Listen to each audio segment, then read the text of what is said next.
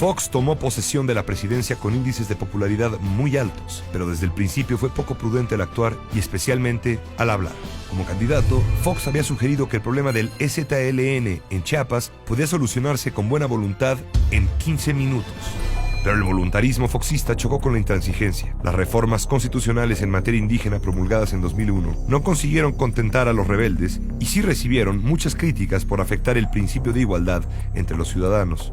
Al cabo, el problema del EZLN quedó sin resolver. Poco después de su triunfo, Fox anunció que enviaría al Congreso una ambiciosa propuesta de reforma fiscal para incrementar sustancialmente la recaudación. La propuesta incluía gravar con el IVA los alimentos y las medicinas, hasta entonces exentas de ese impuesto. Sin contar con una mayoría de su partido en el Congreso, pero con buena aceptación ciudadana, Fox confiaba en que la popularidad que le había llevado a sacar al PRI de los Pinos forzaría a los legisladores a aprobar la reforma fiscal.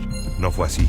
La reforma hacendaria del presidente fue rechazada en el Congreso por una aplastante mayoría. La miscelánea aprobada en su lugar dejó a México prácticamente en el lugar que ya tenía, con una de las recaudaciones más bajas del mundo. Junto con la reforma hacendaria, la gestión de Fox vería igualmente derrotadas sus principales iniciativas, las llamadas reformas estructurales en materia política, energética y laboral. El presidente propone y el Congreso dispone, resumió el propio titular del Ejecutivo. Pese a todo, el sexenio de Fox mantuvo la estabilidad económica heredada del gobierno de su predecesor, con inflación controlada, alta inversión extranjera directa y crecimiento en turismo, pero con baja creación de empleo y un magro crecimiento del PIB.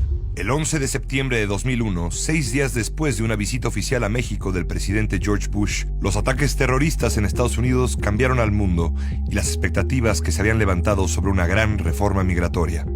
La frialdad diplomática del gobierno mexicano hacia la tragedia de su principal socio tampoco ayudó. Por último, la negativa de México en la ONU para apoyar la intervención estadounidense en Irak como parte de su guerra contra el terrorismo alejó definitivamente a Fox del presidente Bush.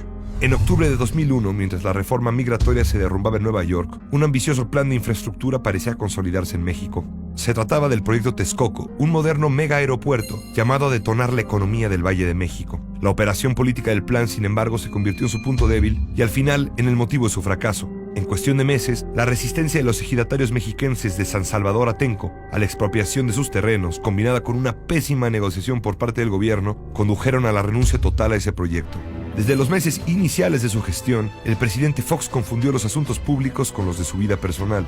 Esta mezcla entre lo público y lo privado se revelaría en el apoyo implícito de Fox a las aspiraciones presidenciales de su esposa, Marta Sagún. Asimismo, el enfrentamiento personal entre Fox y el jefe de gobierno de la Ciudad de México, Andrés Manuel López Obrador, polarizó a la sociedad y abrió una brecha enorme entre ambas instancias de la administración pública.